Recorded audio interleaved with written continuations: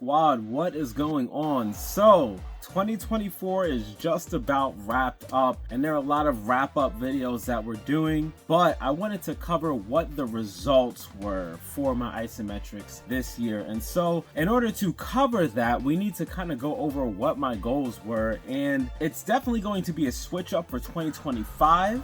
For 2024, I was really pushing the envelope for strength, and something odd happened. If you look at the results on paper here, it seems like not too much happened in the realm of strength. Like, we were talking about 5% superhuman gains, so what all was going on with that. But for the experienced lifter, we know to read behind the lines. And so while the numbers definitely did increase from January of 24 to December of 24, what really was neat was how it applied to my lifting. And for those that have been really following my vlogs this year, you know that my main focus was my lower body and to bring my thigh size up. I decided I don't want to be the target of leg day memes anymore. So instead of just getting them strong, I want them strong and big.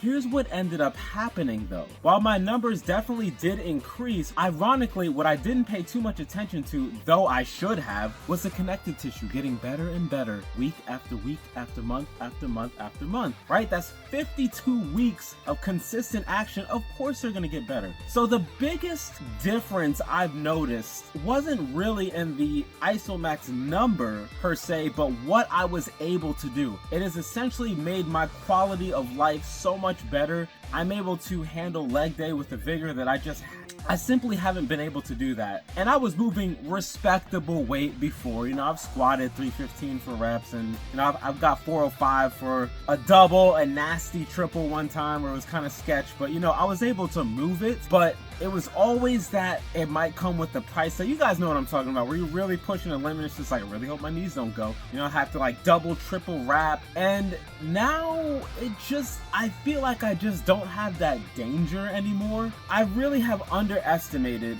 the connective tissue, even though, again, we talk about the benefits of isometrics on our channel all the time. It's one of those moments where you're just in the trenches so much, and you're just like so laser focused that you forget to take a step back and look at the painting. Oh yeah, that's right, I was so focused on strength and it did go up, but oh yeah, A and B also happen in addition to C. It's kind of like when you are training for cardio and you want your cardio to be better in addition to your lifts, and over the course of weeks to months, your cardio does improve, your VO2 max is better, but then you're like, oh wow, during my weightlifting, I'm not gasping for air during these heavy compound lifts anymore, not as much as I used to. My muscular endurance is up and my recovery is much faster. What's the X factor here? Oh, it's the cardio, right? It's just one of those things where it's just like, yeah, obviously that makes sense, but you were just so focused on increasing your cardio that it's not that you didn't know about the other benefits of cardio, but it's like, oh wow, it does make my weightlifting easier. That's awesome. One of those things. In addition to my leg days just being so much more satisfying, gratifying, adjective, my bench press has gone up a lot, and so now I'm consistently pushing in the 300s. So it's still low 300s for the chest press, Isomax chest press, but it's 300s. I've gotten to this point where, trust me, I have not arrived. There are still many more plateaus for me to reach. That excites me, by the way. You're never done, and I always love to push the limit and see what my body is capable of, wisely, of course, all right, because there have been times in the past where I stupidly plowed forward through pain and made the pain worse pain. Consequences of being a fool and a teenager, or in my case, like early 20s, invincible mindset. Okay, but that part of my life is done. So we are all about training wisely here. And what I like still is that ever since I switched to the isometrics, I love that my weightlifting sessions have still been significantly lower, because I used to be spending minimum 2 hours to get the strength gains that I was looking for, and now I'm able to still get everything I need in an hour and 15 minutes. With that being said, there's going to be some changes for 2025. Now, I know we had talked about that a little bit in the members only video that I dropped about a week or two ago. so, but I am switching it up entirely with my isometric goal. What I mean by that is I feel like I need to focus more on muscular endurance, and the reason why is because I feel like my strength is decent. Am I going to go back to revving that up with more 6x6 and 1x6 dailies like I have been? Of course, but I think my body is even craving, like, it's kind of just done with that. I've been moving up and down the straps, you know, just switching up every 6 to 8 weeks, just as with any program. I've noticed that even though my strength has been going up, my muscular endurance is kind of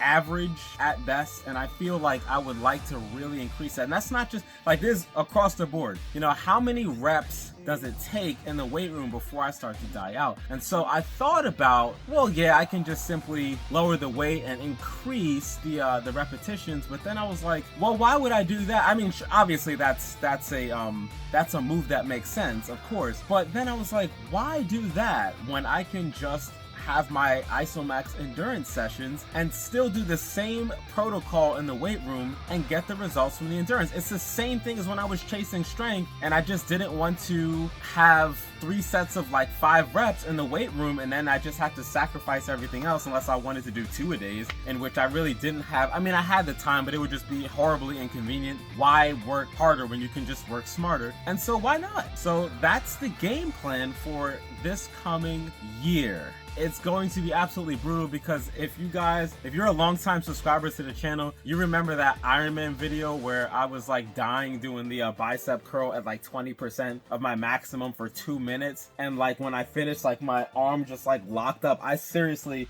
could not move it back. Like I never experienced that before. That's the only time ever I've experienced that type of soreness immediately after the set, not the next day, immediately after. And I was like, ooh, might have to come back to this later. Now granted, that was like 2021, late, like August of 2021, and I really haven't messed with muscular endurance since then, except for like, you know, doing videos from the isometric manual. But I can tell that's where I need help. I would like to not have my muscles gas out as quickly as they do. And if you just train for power and you don't have an all-encompassing regimen that covers endurance, hypertrophy, and it's just power, you're going to sacrifice some things, you know? So I'm excited for it. I just about have the program done, and it's probably what you might think it would look like, which is just a 1 set of 2-minute contraction, probably about 4 exercises targeting the muscles that I really would like to increase muscular endurance on. And this is going to be absolutely insane, but shoulders is one of them. I really gas out fast on my shoulders. When I'm in the weight room, it's totally fine. You know, I totally have no issue moving the weights, but I just want to be able to not gas out as fast. And so what I'm going to do is have my first set where it's like 6 seconds all in, and then take that number and multiply it by 0.2 and work on the 20% number for probably about a month before I start to increase that. Remember, in the isometric manual, it talks about 20 to 30%.